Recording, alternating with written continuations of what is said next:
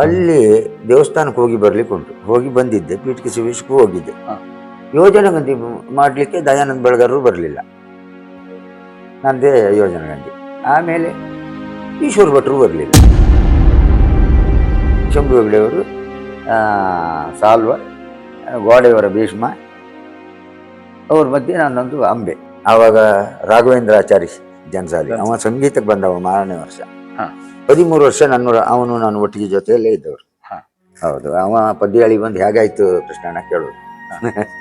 ಈಗ ಬಡಗುದಟ್ಟಿನಲ್ಲಿ ಸುಧನ್ವ ಯಾರು ಕೇಳಿದರೆ ಕೋಟ ಸುರೇಶ, ನಾವು ಮೆಚ್ಕೊಂಡಂತ ಸುಧನ್ವನೇ ಅದು. ಕಳೆದ ವರ್ಷ ಯಾಕೇನೋ ಅವ್ರಿಗೂ ನಮಗೂ ಅವರಿಗೂ ಏನೋ ಋಣ ಇಲ್ಲ, ಹಾಗೆ ನನ್ನನ್ನು ಬಿಟ್ಟು ನಾನು ಮೇಳಕ್ಕೆ ಹೋಗುದಲ್ಲ ಅಂತ ಸುಮ್ಮನಿದ್ದೆ. ಜೀವನದಲ್ಲಿ ಒಂದಂದ್ರೆ ಮಕ್ಕಳಿಲ್ಲ ಎನ್ನುವುದು ಒಂದೇ ಕೊರತೆ. ಬಡಗುತಿಟ್ಟಿನ ತಿರುಗಾಟದ ಮೇಳದಲ್ಲಿರುವ ಆ ಕಾಲದಲ್ಲಿ ಯಾವ ಸ್ತ್ರೀ ವೇಷಧಾರಿಗಳಿಗಿಂತಲೂ ಮೊದಲು ವಿದೇಶಕ್ಕೆ ಹೋದವ ನಾನು. ಬಡಗಿನಲ್ಲಿ ಬಡಗು ತಂಕಿನಲ್ಲಿ ಖಂಡಿತ. ಅವಾಗ ಎಲ್ಲಾ ಮೇಳಗಳು, ಕೆಲವು ಮೇಳಕ್ಕೆ ಗಾಡಿ, ಎತ್ತಿನ ಗಾಡಿ, ಕೆಲವು ಮೇಳಕ್ಕೆ ಹೊತ್ತುಕೊಂಡೇ ತಿರುಗಾಡ್ತಿದ್ರು. ದೇವಸ್ಥಾನ ಮೇಳ ಆಗುವಲ್ವರೆಗೂ ಮಂದರ್ತಿ ಮೇಳದಂತ ಮೇಳ.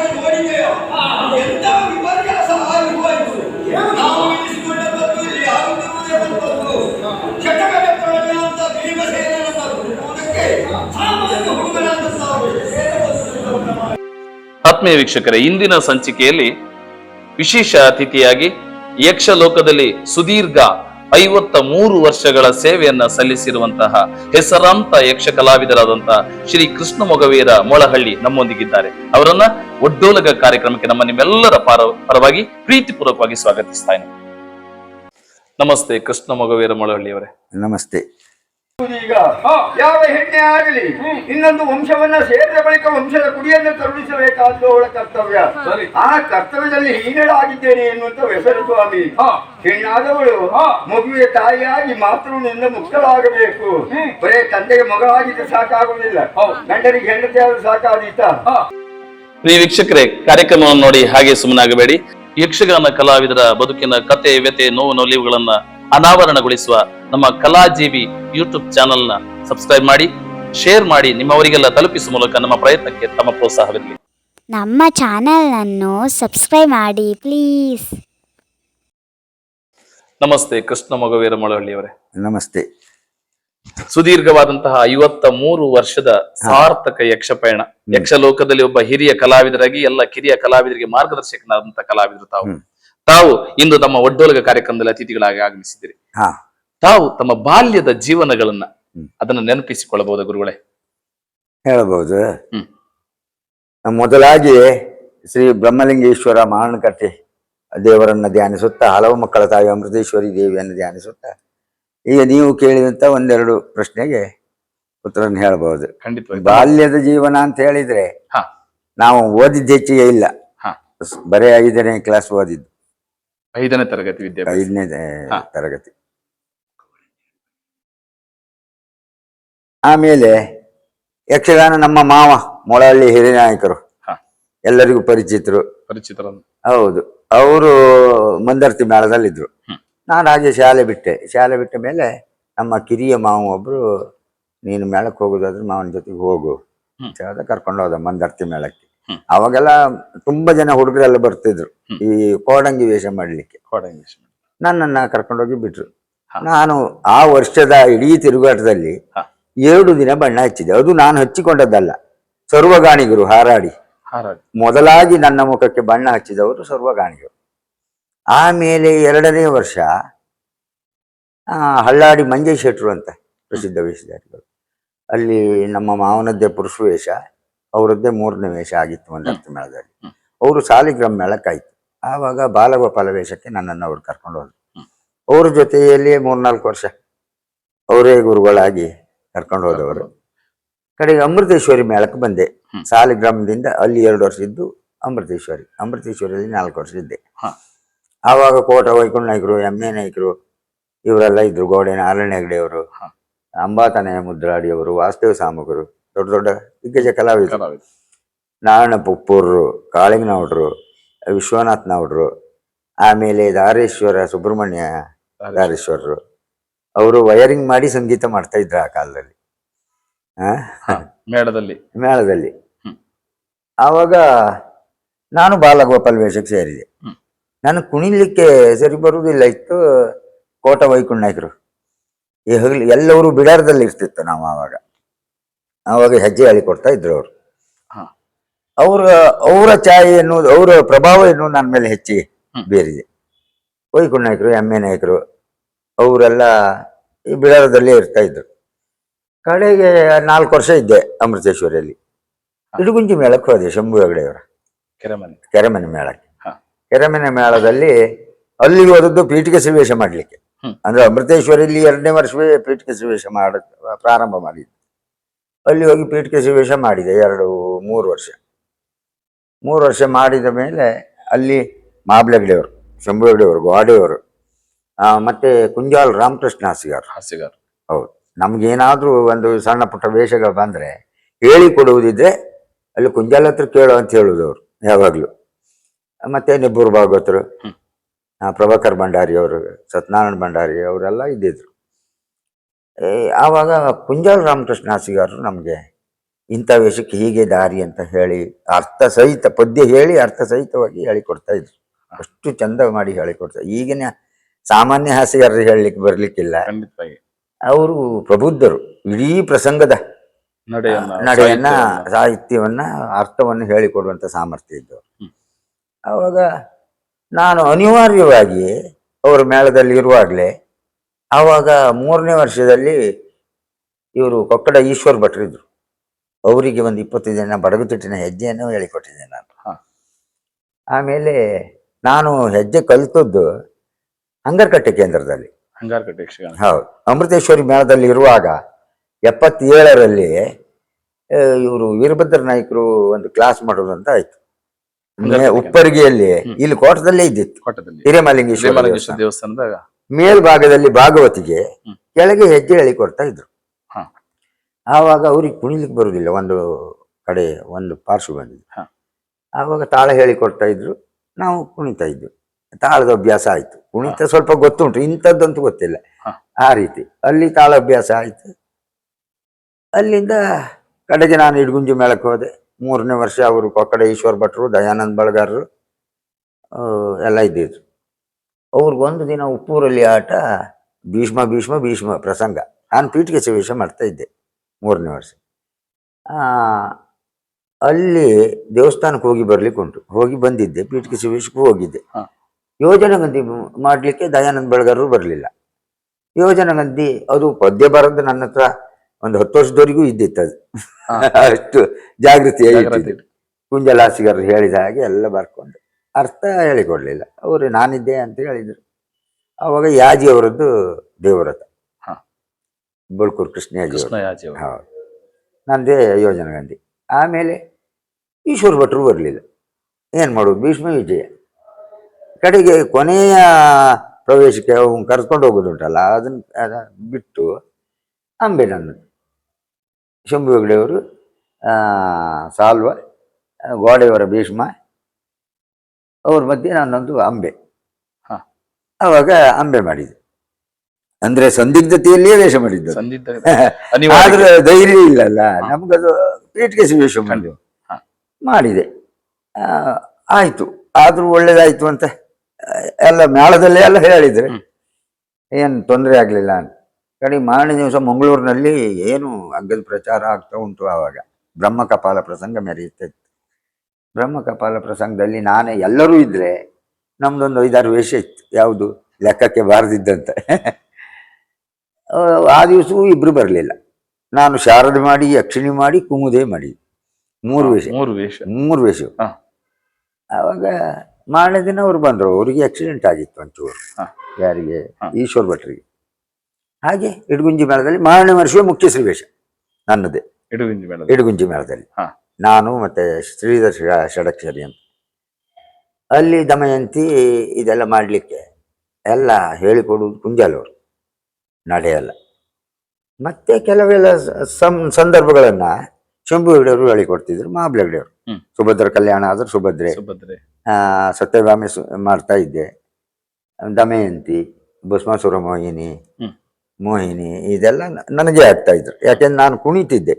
ಷಡಕ್ಷರಿಯವರು ಕುಣಿಯುವುದು ಸ್ವಲ್ಪ ಕಡಿಮೆ, ಅದಕ್ಕೆ ಕೆಲವು ವೇಷ ಎಲ್ಲ ಅಲ್ಲಿ ಅಭ್ಯಾಸ ಆಯಿತು. ಅಲ್ಲಿ ಭಾಷೆ ಬಗ್ಗೆ ಸ್ವಲ್ಪ ಜ್ಞಾನೋದಯ ಆಯಿತು. ಅಲ್ಲಿಂದ 5 ವರ್ಷ ಅವರು ಒಟ್ಟಿಗಿದ್ದೆ. ಅಲ್ಲಿ ಮೇಳ ನಿಂತೋಯ್ತು. ಮತ್ತೆ ಅಮೃತೇಶ್ವರಿಗೆ ಬಂದೆ ನಾನು. ಅಮೃತೇಶ್ವರಿಯಲ್ಲಿ 3 ವರ್ಷ ಇದ್ದೆ. ಮತ್ತೆ 3 ವರ್ಷದಲ್ಲಿ ಕೋಟ ವೈಕುಂಠ ನಾಯಕರು, ಎಮ್ಮೆ ನಾಯಕರು ಮೇಳ ಮಾಡಿದಾಗ ಅವ್ರ ಮೇಳದಲ್ಲಿ ಇದ್ದೆ ನಾನು.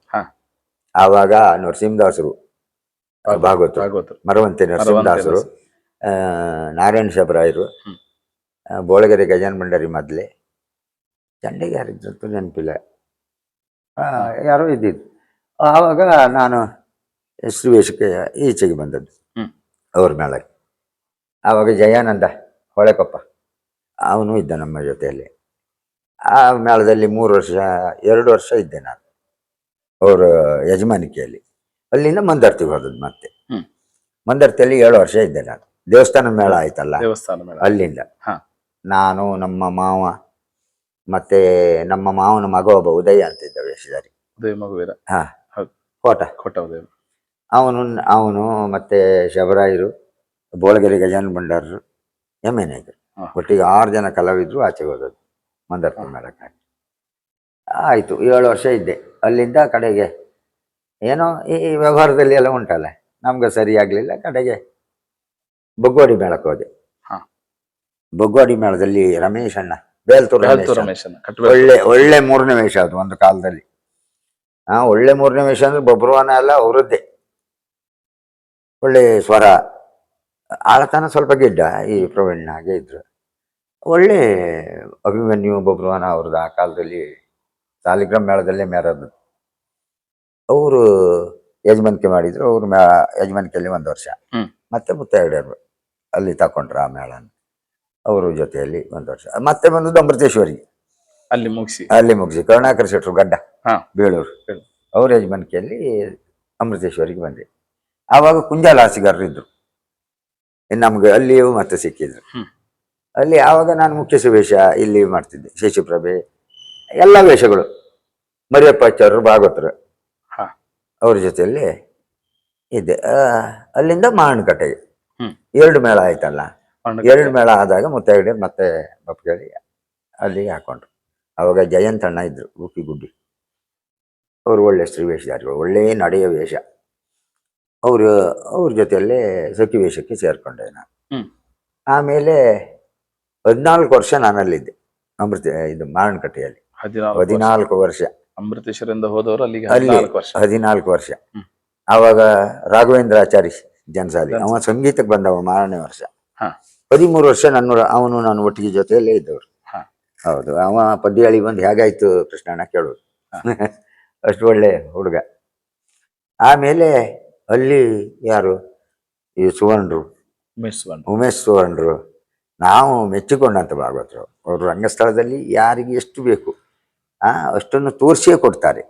ಒಂದು ಕಾಲದಲ್ಲಿ ಉಪ್ಪೂರರು ಈ ಭಾಷೆ ಹೆಚ್ಚು ಮಾತಾಡುವವರಿಗೆ ಮಾತಿನ ಒತ್ತು ಕೊಡ್ತಿದ್ರು.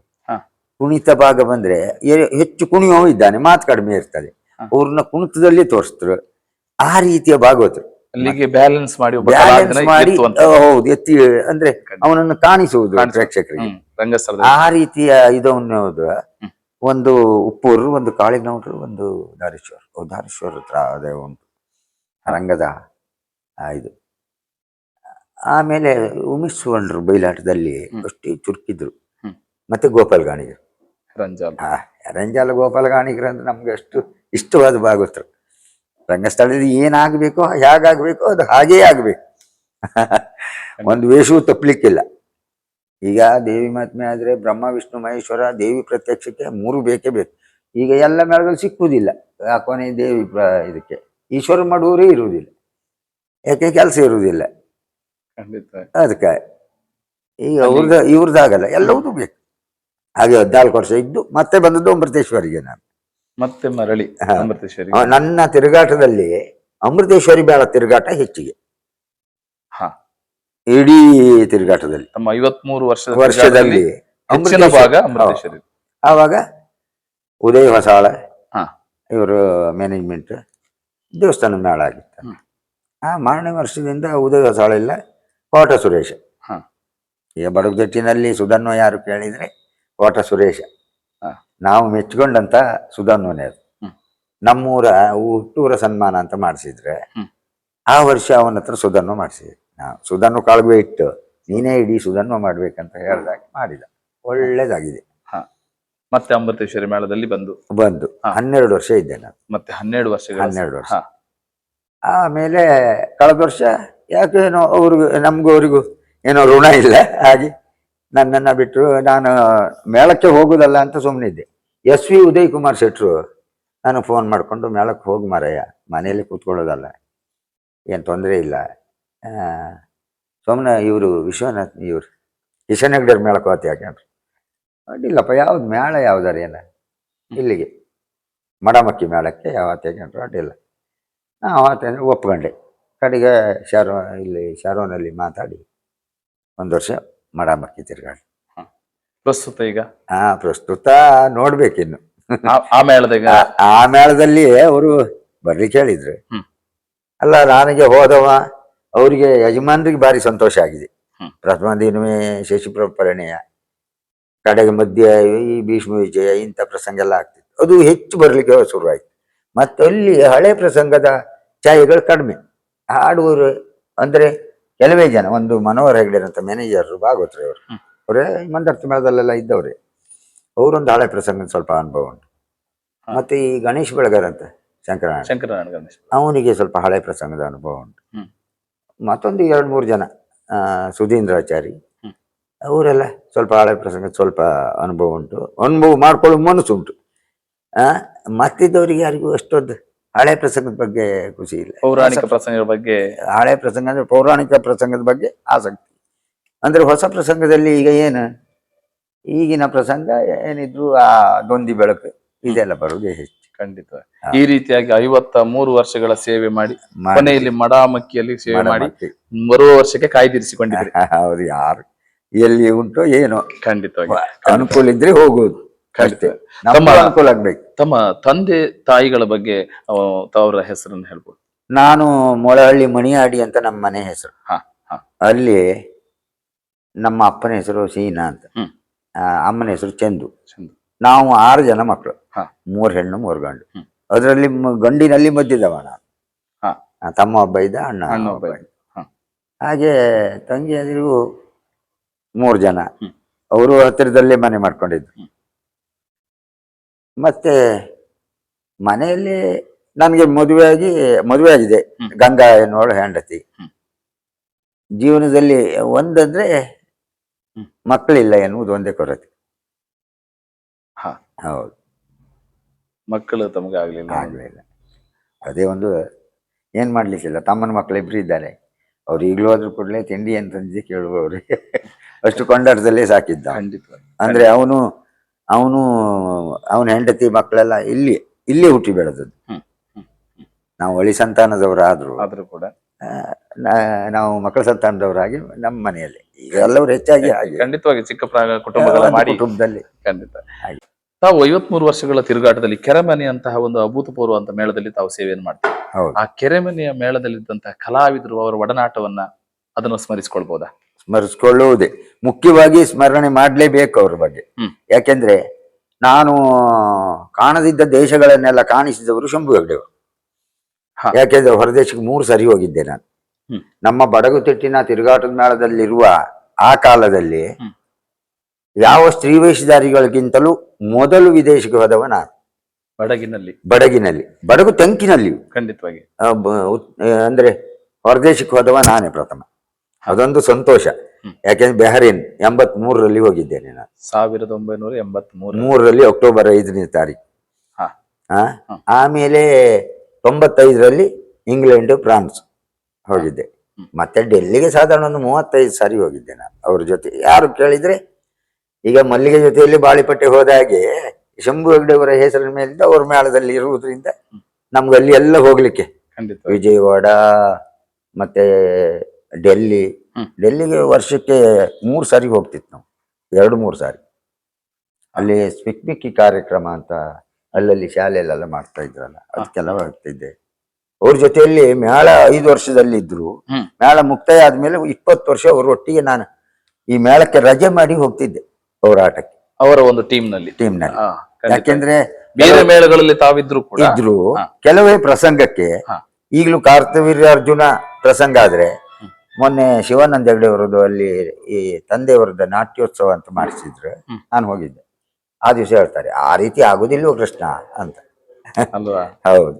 ಅಲ್ಲಿ ತಾವು ಕೆರೆಮನೆಯ ಒಂದು ಮೇಳದಲ್ಲಿ ಮತ್ತೆ ಯಾರು ಕಲಾವಿದರನ್ನ ನೆನಪಿಸಿಕೊಳ್ತೀರಿ? ಮತ್ತೆ ನೆನಪಿಸುವ ಕಲಾವಿದರು ಮತ್ತೆ ಶಂಭು ಹೆಗ್ಡೆ ಅವರು ಪ್ರಥಮವಾಗಿ. ಈಗ ಶಂಭು ಹೆಗ್ಡೆ ಅವರು ಅಂತ ಹೇಳಿದ್ರೆ ಹರಿಶ್ಚಂದ್ರ ಅಂದ್ರೆ ಈಗ ನಮಗ್ ಕಣ್ಣಿಗೆ ಅಥವಾ ಮನಸ್ಸಿಗೆ ಬರುವುದೇ ಶಂಭು ಹೆಗ್ಡೆ ಅವರು. ಯಾರು ಏನೇ ಮಾಡಿದ್ರು ಅದೇ ರೀತಿ ಈಗ ಕೊಂಡದ ಮಾಡ್ತಾರಂತೆ. ಅದನ್ನೇ ನೋಡಿಯೇ ಮಾಡುವುದೇ ಹೆಚ್ಚಾಗಿ ಅಲ್ಲ, ಅವ್ರ ಅನುಭವ ಆಗೋದು. ಈಗ ಅದೇ ರೀತಿ ಕೊಂಡದ ಮಾಡ್ತಾರಂತೆ. ಶಂಭು ಹೆಗ್ಡೆ ಅವರ ಹರಿಶ್ಚಂದ್ರ, ಮಾಬ್ಲ ಹೆಗ್ಡೆ ಅವರ ಭೀಷ್ಮ, ಇದೆಲ್ಲ ಭಾರಿ ಇಷ್ಟವಾದಂತ ವೇಷ ನಮಗೆ. ಆಮೇಲೆ ಭಾಗವತರು, ನೆಬ್ಬೂರು, ಮತ್ತೆ ಕಪ್ಪೆಕೆರೆ ಸುಬ್ರಾಯ ಭಾಗವತರು. ಅವ್ರಿಗೆ ಸ್ವರ ಇಲ್ಲ, ಆ ರಂಗಸ್ಥಳದಲ್ಲಿ ಅಷ್ಟು ಶಿಸ್ತುಬದ್ಧವಾಗಿ ಲಯಬದ್ಧವಾಗಿ, ಲಯ ಅಂದ್ರೆ ಅಷ್ಟು ಗಟ್ಟಿ ಲಯ, ಪದ್ಯ ಹೇಳುವುದು. ಈ ರೀತಿಯಾಗಿ ಆ ಕೆರೆಮನೆಯ ಅನುಭವ ಒಂದು ಬೇರೆ. ಅವರ ಪ್ರೇಕ್ಷಕರು ಈ ಟೆಂಟ್ ಮೇಳದಲ್ಲಿಯೂ ಅವ್ರದ್ದೊಂದು ಪ್ರೇಕ್ಷಕ ವರ್ಗವೇ ಬೇರೆ. ಈ ಚಿಟ್ಟಾಣಿಯವರಿಗೆ ಒಂದು ರೀತಿಯ ಅಭಿಮಾನಿಗಳಿದ್ರೆ, ಶಂಭು ಹೆಗ್ಡೆ ಅವರಿಗೆ ಮತ್ತೊಂದು ರೀತಿಯ ಅಭಿಮಾನಿಗಳು. ಹೌದು, ಆ ರೀತಿಯಲ್ಲಿ ಕುಂಜಾಲು ರಾಮಕೃಷ್ಣ ಹಾಸಿಗಾರರು ಮತ್ತೆ ಜಂಬೂರು ರಾಮಚಂದ್ರ ಶಾನ್ಭಾಗರು ಅವರಿಬ್ರು ಆ ಮೇಳದಲ್ಲಿ ಯಾವಾಗ್ಲೂ ಇವರು ಹಾಗೆ ಒಳ್ಳೆ ಅನುಭವದ ಕಲಾವಿದ ಜಂಬೂರು ರಾಮಚಂದ್ರ ಶಾನ್ಭಾಗರು. ಕೃಷ್ಣ ಮಗುವಿರ್ರೆ, 53 ವರ್ಷದ ಸೇವೆಯಲ್ಲಿ ಆಗಿನ ಮೇಳದಲ್ಲಿ ಒಬ್ಬ ಕಲಾವಿದನಾಗಿ ತಮ್ಮ ಜೀವನ ಹೇಗಿತ್ತು? ಪ್ರಸ್ತುತ ಈಗಿನ ಮೇಳಗಳಲ್ಲಿ ಕಲಾವಿದನಾಗಿ ಜೀವನದಲ್ಲಿ ಏನಾದ್ರೂ ವ್ಯತ್ಯಾಸಗಳಿದೆಯಾ? ವ್ಯತ್ಯಾಸ ಇದೆ. ಯಾಕೆಂದ್ರೆ ಆಗಿನ ಕಾಲದಲ್ಲಿ ನೋಡುವ ಪ್ರೇಕ್ಷಕರು ಹಾಗೆ ಮನೋರಂಜನೆ ಕಾರ್ಯಕ್ರಮಗಳು ಈ ಟಿವಿ ಮಾಧ್ಯಮಗಳೆಲ್ಲ ಇಲ್ಲ. ಆವಾಗ ಯಕ್ಷಗಾನವನ್ನೇ ನೋಡ್ಬೇಕು. ಆವಾಗ ಬೆಳಗ್ ತನಕ ಯಕ್ಷಗಾನ ನೋಡುವಾಗ ಅದೇ ಮಣ್ಣಿನ ನೆಲದಲ್ಲಿ, ಅಂದ್ರೆ ರಂಗಸ್ಥಳ ಇಲ್ಲ, ಅದು ಉಮ್ಮಿಯಾಜಿ 4 ಕಂಬ ಹೋಗುದು, ಮೊಳಳ್ಳಿಯ ರಂಗಸ್ಥಳ ಅಂದ್ರೆ ಒಂದು ವಿಶೇಷತೆಯಿಂದ ಮಾಡ್ತಾ ಇದ್ರು. ಹಡಿಮಂಚ ಅಂತ ಗೊತ್ತಾ? ಆ ಹಡಿಮಂಚದಲ್ಲಿ ಕೂತ್ಕೊಂಡು, ಮತ್ತೆ ಈ ರಥ ಅಂತ ಉಂಟು ರಂಗಸ್ಥಳಕ್ಕೆ. ಈಗ ಸಿಂಹಾಸನ ಅಲ್ಲ, ರಥವನ್ನ ಸಂಜೆ ಕಟ್ಟಿ ಅದು ರಂಗಸ್ಥಳದ ಮಧ್ಯೆ ಇಡುವುದು ಇಲ್ಲಿ ಭಾಗವತರ ಮುಂದೆ. ಆವಾಗ ಆ ರಥದ ಮೇಲೆ ಕುಳಿತು ಮಾತಾಡುವುದು.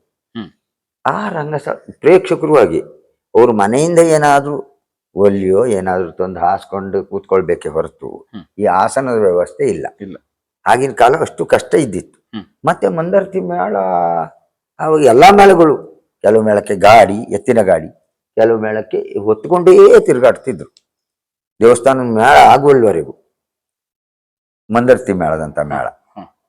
ಅದೇ ಆಗಿನ ಕಾಲದಲ್ಲಿ. ಈಗ ಎಲ್ಲ ಬದಲಾವಣೆ ಆಗಿದೆ. ಈಗ ವ್ಯವಸ್ಥಿತವಾಗಿ ಇದೆ ಎಲ್ಲಾ ಮೇಳದಲ್ಲಿ. ಯಾವುದೇ ಒಂದು, ನಾನೀಗ ಕಳೆದ ವರ್ಷ ಮಡಮಕ್ಕಿ ಮೇಳದಲ್ಲಿದ್ದೆ. ಈಗ ಕಲೆಕ್ಷನ್ ಆಟ ಆದ್ರೂ ಒಂದು 200 ಕುರ್ಚಿ, 250-300 ಕುರ್ಚಿ ಹಾಕಿ ಆಟ ಮಾಡ್ತಾರೆ. ಕೂತ್ಕೊಳ್ಳಿ, ನನ್ನ ಮೇಲೆ ಕೂತ್ಕೊಳ್ಳಿಕ್ಕೋ ಅಥವಾ ನಿಂತು ನೋಡುವವರು ಯಾರು ಇಲ್ಲ ಈಗ. ಆ ಲೆಕ್ಕದಲ್ಲಿ ಆಗಿನ ಯಕ್ಷಗಾನಕ್ಕಿಂತ ಈಗಿನ ಯಕ್ಷಗಾನ ನೋಡುವವರಿಗೆ ಅನುಕೂಲತೆ ಇದೆ. ಅನುಕೂಲ ಉಂಟು, ಜನ ನೋಡುವುದಿಲ್ಲ ಎನ್ನುವುದು ಒಂದು ಬೇಸರ ಉಂಟು. ಬೇಸರದ ಜೊತೆಯಲ್ಲಿ ನೋಡುವುದಿಲ್ಲ ಯಾಕೆಂದ್ರೆ ಮಾರನೇ ದಿನ ಉದ್ಯೋಗ ಉಂಟಲ್ಲ ಅವರಿಗೆ. ಈಗ ಮೊದಲಿನ ಹಾಗೆ ಅಲ್ಲ, ದೊಡ್ಡ ಸಂಸಾರ, 4-6 ಕುಟುಂಬ ಸೇರಿ ಮನೆಯಲ್ಲಿ ಇರುವುದಲ್ಲ. ಈಗ ಗಂಡ ಹೆಂಡತಿ ಮಕ್ಕಳು ಗಂಡನೂ ಕೆಲ್ಸಕ್ಕೆ ಹೋಗ್ಬೇಕು, ಹೆಂಡತಿಯೂ ಕೆಲ್ಸಕ್ಕೆ ಹೋಗ್ಬೇಕು, ಆದ್ರೆ ಮಾತ್ರ ನಡೀತದೆ. ಆದ್ರಿಂದ ಅವರು ಜನ ಆಗ್ಲಿಲ್ಲ, ಬೆಳಗೊರೆ ಕೂತ್ಕೊಳ್ಳಿಲ್ಲ ಅನ್ನುವುದಲ್ಲ, ಆ ಜಾಗದಲ್ಲಿ ನಾವಿದ್ದು ಆಲೋಚನೆ ಮಾಡ್ಬೇಕು. ತಾವು ಕಲಾವಿದರಾಗಿ ಪೂರ್ಣರಾತ್ರಿಯ ಪ್ರದರ್ಶನವನ್ನು ಕೂಡ ನೀಡಿದ್ರಿ. ಹೌದು. ಈಗ ವರ್ತಮಾನ ಕಾಲದಲ್ಲಿ ಈ ಕಾಲಮಿತಿ ಅನ್ನುವಂತ ಪ್ರದರ್ಶನ ಬರ್ತಾ ಇದೆ. ಸಾಮಾಜಿಕ ಒತ್ತಡದಲ್ಲಿರುವಂತ ಪ್ರೇಕ್ಷಕರಿಗೆ ಇದು ಅನುಕೂಲವೇ, ಕಲಾವಿದರಿಗೂ ಅನುಕೂಲವೇ? ಕಲಾವಿದರಿಗೆ ಅದು ಮುಳುವಾಯಿತು ಒಂದು ಲೆಕ್ಕದಲ್ಲಿ. ಯಾಕೆಂದ್ರೆ ಕಲಾವಿದ ಕಡಿಮೆ ಸಾಕಾಗ್ತದೆ ಕಾಲಮಿತಿ ಆದ್ದರಿಂದ. ಮತ್ತೆ ಈಗ ಯಕ್ಷಗಾನ ಕಾಲಮಿತಿ ಒಂದು ಲೆಕ್ಕದಲ್ಲಿ ಒಳ್ಳೇದು.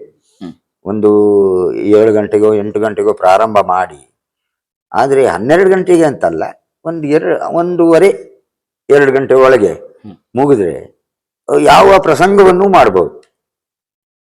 ಮತ್ತೆ ಈ ಬೇಡದ ವಿಚಾರಗಳನ್ನೆಲ್ಲ ಅದನ್ನೆಲ್ಲ ತೆಗೆದುಹಾಕಿ ಶುದ್ಧವಾದದ್ದನ್ನೇ ಕೊಡ್ಲಿಕ್ಕೆ ಆಗ್ತದೆ. ಸಂಭಾಷಣೆಯೋ ಒಳ್ಳೆ ಭಾಷೆಯೋ ಒಂದು 4 ಮಾತು ಆಡುವಾದ್ರೆ ಚಂದವಾಗಿ ಮಾತಾಡ್ಲಿಕ್ಕೆ, ಈ ಬೇಡವಾದ್ದೆಲ್ಲ ಕಳಿಲಿಕ್ಕಾಗತ್ತಲ್ಲ. ಆ ಲೆಕ್ಕದಲ್ಲಿ ಕಾಲಮಿತಿಯೇ ಒಳ್ಳೇದು, ಕಲಾವಿದರಿಗೂ ಒಳ್ಳೇದು, ನೋಡುವವರಿಗೂ ಒಳ್ಳೇದು ನನ್ನ ಲೆಕ್ಕದಲ್ಲಿ. ಈ ರೀತಿಯಾದ ಯಾವುದೇ ಸಾಂಪ್ರದಾಯಿಕವಾದಂತ ಯಕ್ಷಗಾನಕ್ಕೆ ಧಕ್ಕೆ ಆಗದಂತೆ ಮಾಡ್ಕೊಂಡು ಹೋಗಿ ಅಂತೀರಿ? ಸಾಂಪ್ರದಾಯಿಕದಕ್ಕೂ ಏನೂ ಸಂಬಂಧ ಇಲ್ಲ, ಸಂಪ್ರದಾಯದಂತೆ ಮಾಡ್ಬೋದು. ಸಂಪ್ರದಾಯ ಈಗ ಎಲ್ಲ ಸಂಪ್ರದಾಯದಂತೆ ಈಗ ಕೊಟ್ಟುವಂತ ಆಭರಣಗಳು ಅದು ಮೊದಲು ಹೇಗುಂಟೋ ಈಗಲೂ ಹಾಗೆ ಉಂಟು. ಖಂಡಿತವಾಗಿ. ಈಗ ಮೊದಲು ಅಟ್ಟೆ ಕಟ್ಟಿ ಯಾವ್ದು ಮುಂದ್ಲೆ ಅಂತ ಮಾಡ್ತಿದ್ರು, ಅದಕ್ಕೆ ಲಾಡಿ ಹಾಕಿ ಸಾಧಾರಣ ಅರ್ಧ ಗಂಟೆ 3/4 ಗಂಟೆ ಬೇಕು ಒಂದು ಕ್ಯಾದ್ಗೆ ಮುಂದೆ ಕಟ್ಟಬೇಕಾದ್ರೆ.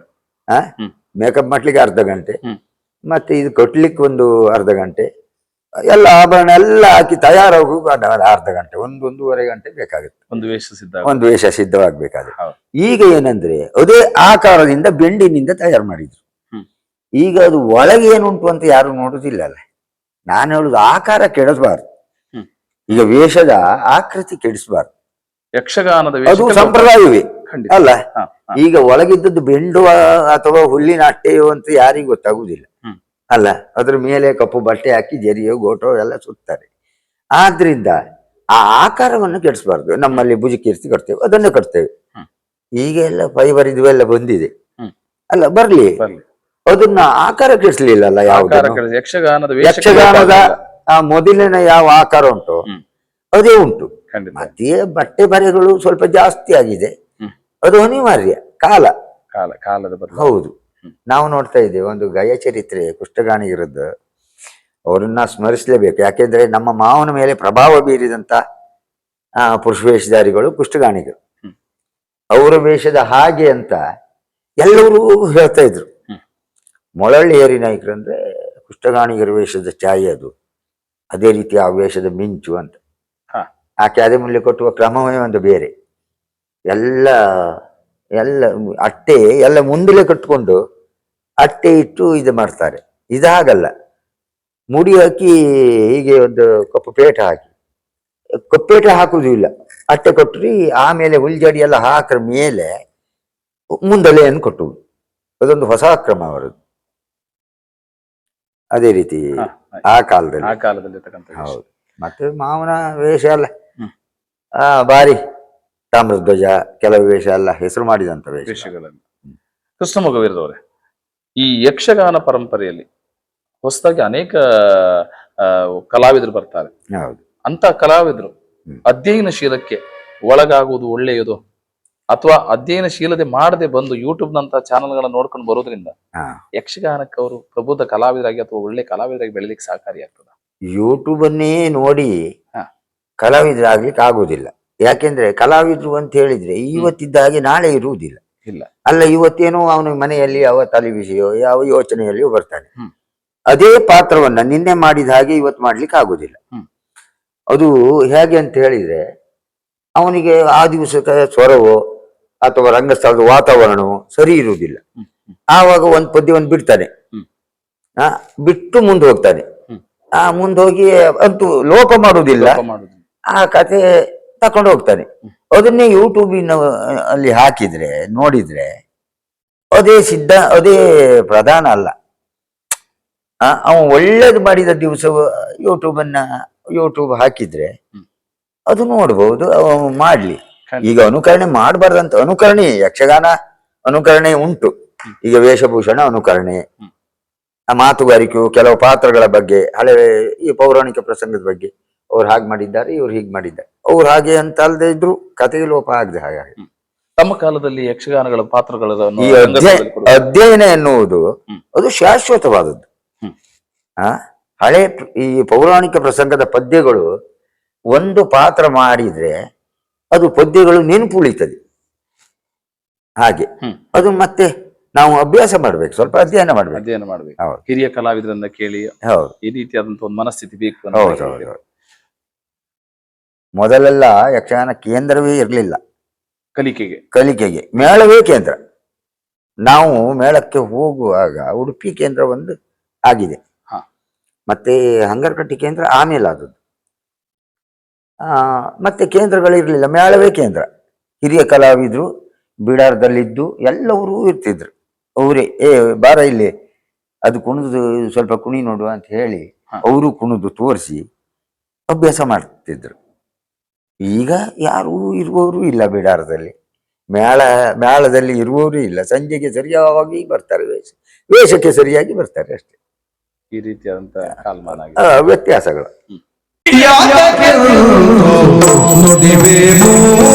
ಯಕ್ಷಗಾನ ಕಲಾವಿದರ ಬದುಕಿನ ಕತೆ, ವ್ಯತೆ, ನೋವು, ನಲಿವುಗಳನ್ನ ಅನಾವರಣಗೊಳಿಸುವ ನಮ್ಮ ಕಲಾಜೀವಿ ಯೂಟ್ಯೂಬ್ ಚಾನೆಲ್ ನ ಸಬ್ಸ್ಕ್ರೈಬ್ ಮಾಡಿ, ಶೇರ್ ಮಾಡಿ, ನಿಮ್ಮವರಿಗೆಲ್ಲ ತಲುಪಿಸುವ ಮೂಲಕ ನಮ್ಮ ಪ್ರಯತ್ನಕ್ಕೆ ತಮ್ಮ ಪ್ರೋತ್ಸಾಹವಿರಲಿ.